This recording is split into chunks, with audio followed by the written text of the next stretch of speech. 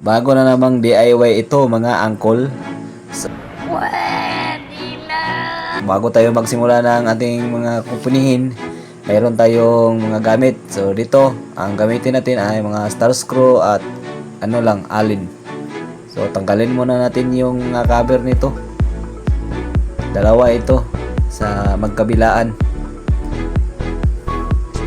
Napakahirap talagang Tagalog dahil Bisaya tayo eh. Hindi nagkaano at tugma-tugma yung mga litra na ibibigkasin ko. Kasi hindi tayo marunong tayo mag-Tagalog pero hindi naman tayo fluent kung baga eh. Yun nga. So ito, fast forward na natin. Sa pagbaklas nito mga angkol, dandahanin na natin kasi baka maggubi itong mga cover natin. Ako, kawawa tayo. Napakamahal pa naman ang cover ng Honda Click. Paisit pa yung pagkabili mo.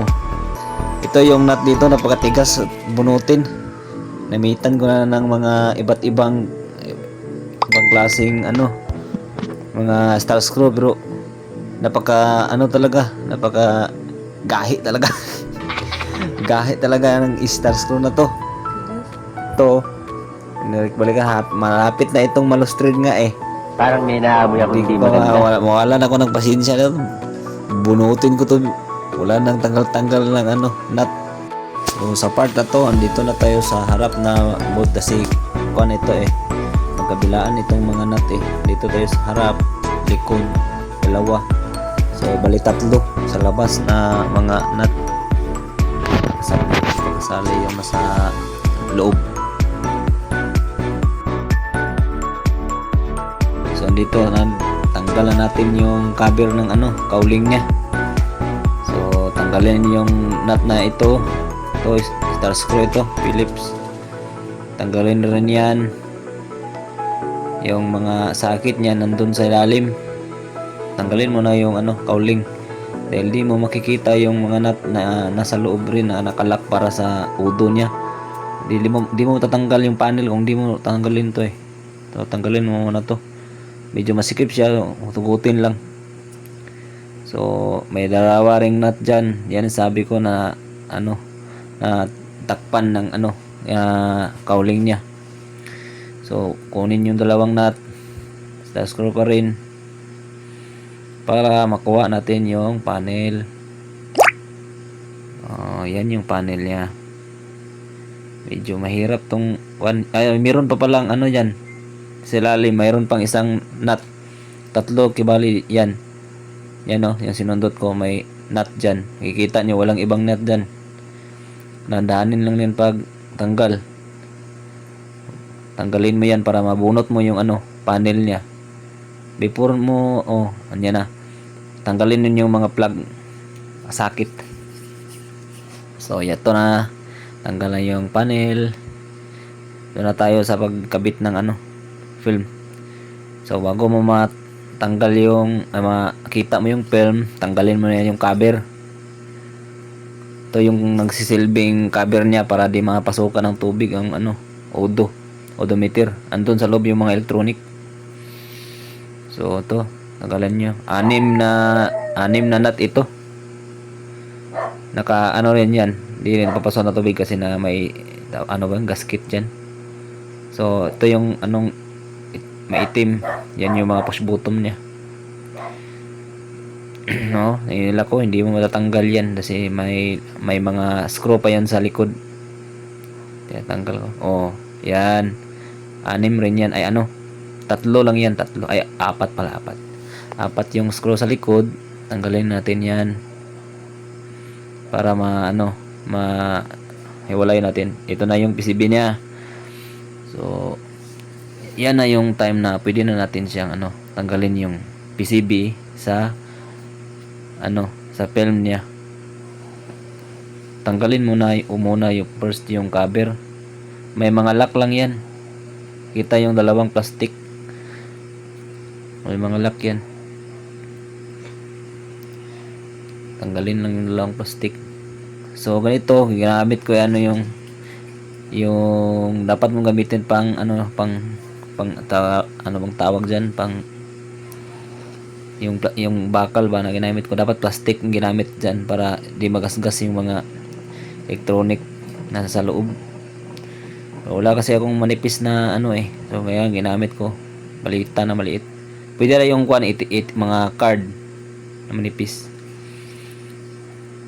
Ano, hiwalay na yung video sa ano, camera. Dandanin lang yun kasi may mga electronic component sa loob. Nabunot na. Oh. Yan na yung PCB. Pero doon tayo sa film kasi film lang yung papalitan eh. Nasunog dahil sa sikat ng araw. Tanggalin yung ano, kumbaga sa cellphone LCD ba. So ang gagawin, nasa likod yung ano, naka-usli yo. Nung film nasa likod, makikita mo naman yun kasi may blurred eh. Nasa likod niyan. Tanggalin natin yan ngayon. Kuha muna tayo ng ano, yung manipis na kumbaga pwede blade or cutter. Pero dandanin pa rin kasi mababasag yung ano, plus yan eh. Oh, yung side na ano sa likod. Yan. Dandanin lang yan at hatakin. Mukhang napakakuan lang yan. May dinigit lang na napaka ano na adhesive. Kumbaga sticker siya ba. Pero film yung ano tawag.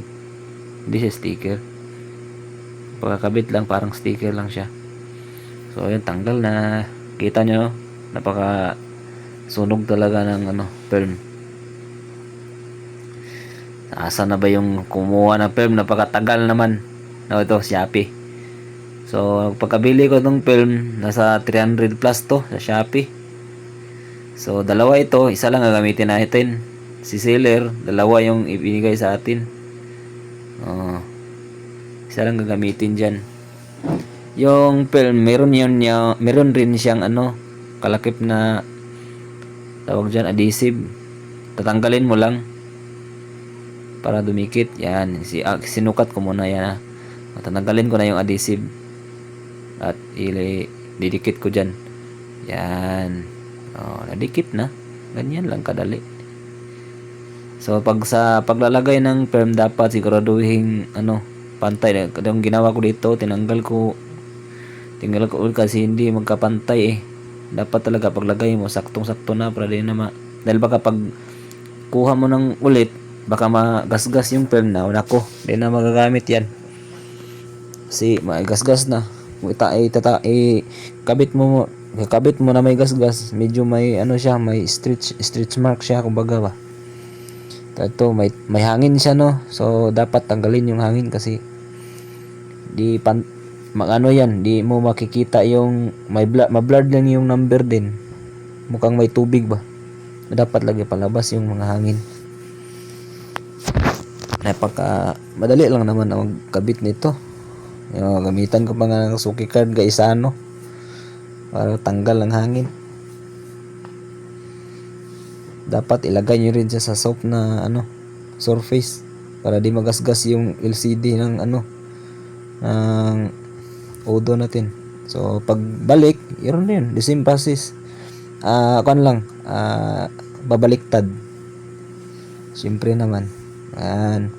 Kabit natin yung PCB, yung may mga nakalagay na electronic equipment. Yan. Pwede rin kung hindi kayo sanay mag-DIY, before nyo tanggalin yung mga Odo, mga equipment niya, component, picturean nyo muna.